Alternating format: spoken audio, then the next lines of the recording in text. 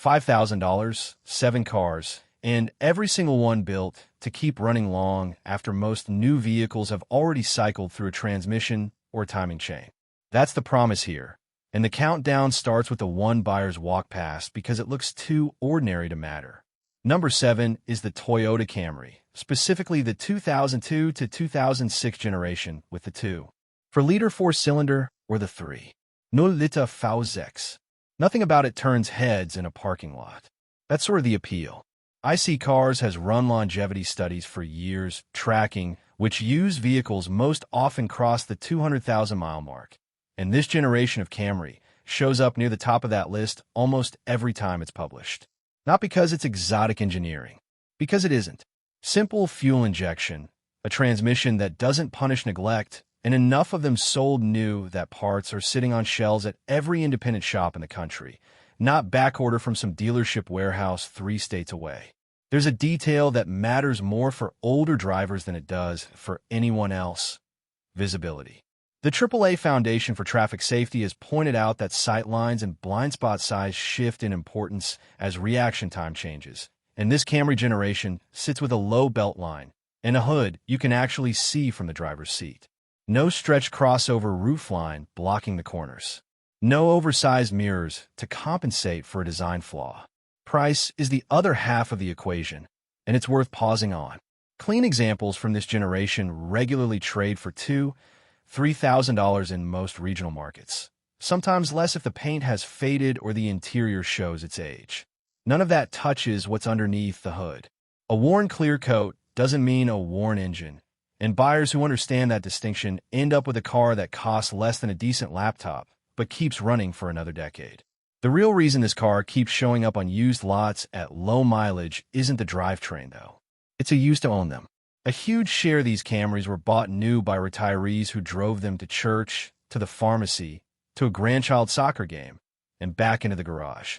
Low annual mileage, gentle driving habits, maintenance records that read like a diary rather than a repair log. Independent mechanics in Florida and Arizona, states with heavy retiree populations, will often say the same thing without being asked. The cleanest, lowest mileage Camrys they see come out of estates, not trade-ins. That ownership history changes everything about resale condition. A car babied for 2 decades by one careful owner ages completely differently than one passed through 4 different households in the same stretch of time. And that's exactly why the next car on this list gets overlooked for almost the opposite reason. It looks like it was driven hard when the numbers say otherwise. That Camry drove gently for 20 years. The next one on this list did the opposite, and somehow it doesn't matter. 6th place goes to the Honda Accord, the 1998 to 2002 generation 4-cylinder version specifically. This one gets cross-shopped against sportier sedans and loses on looks every time.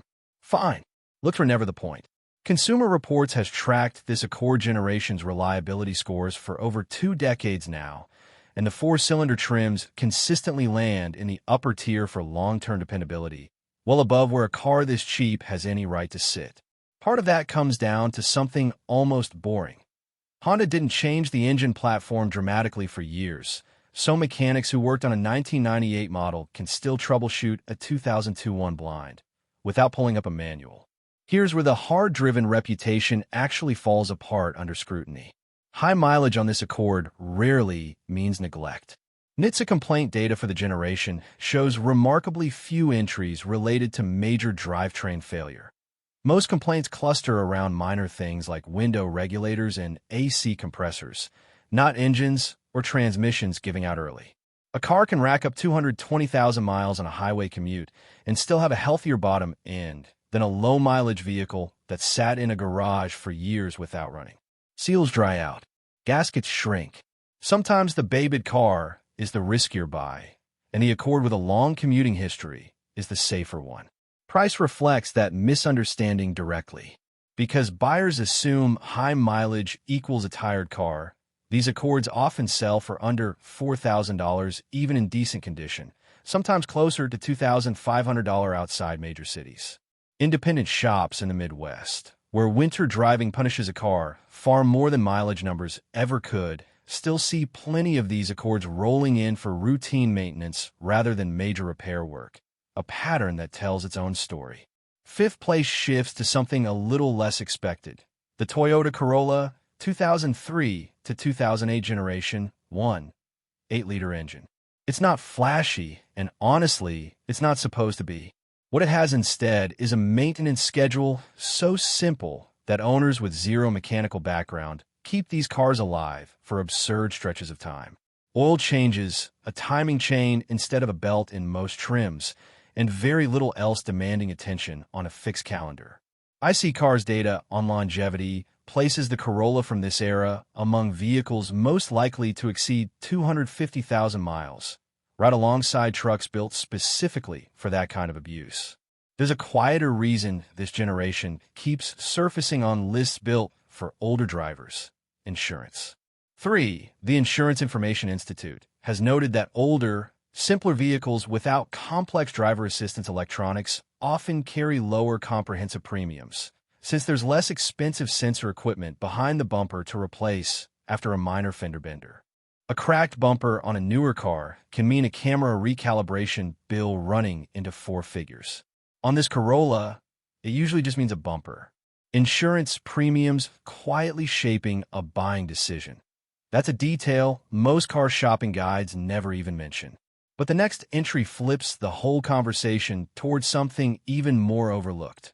What happens when a car's reputation for being boring actually becomes a safety feature? Fourth place belongs to the Ford Taurus, specifically the 2000 to 2007 generation with the 3.0-Liter Vulcan V6. This one gets dismissed constantly, mostly because of its association with rental fleets and airport shuttle lots.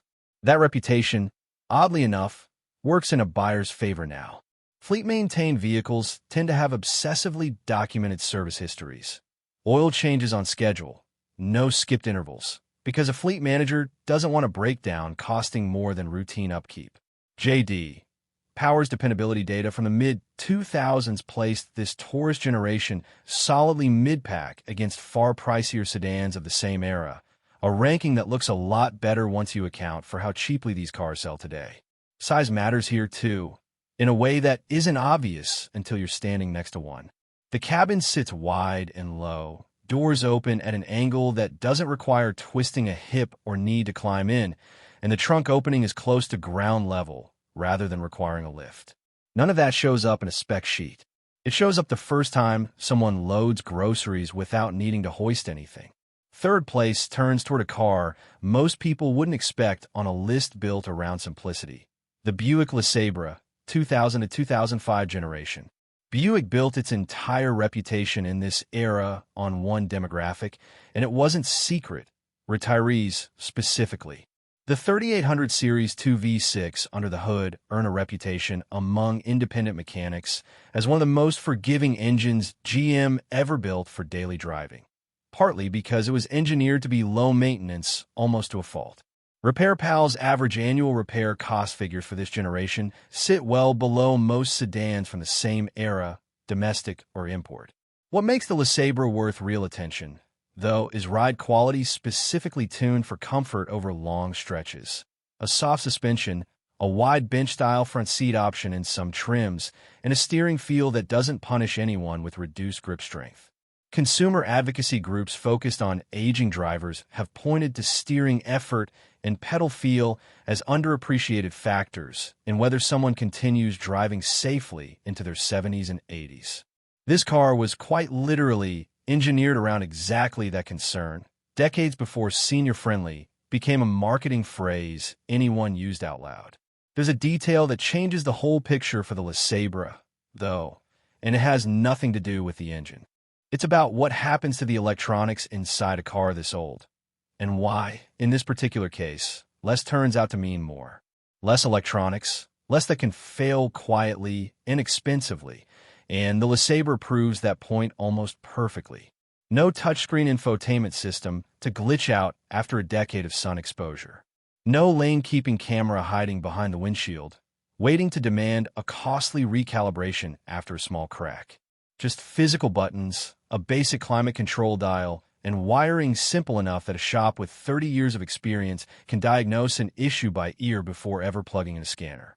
That simplicity is precisely why so many of these cars are still on the road today, quietly outlasting vehicles that cost 4 times as much when new.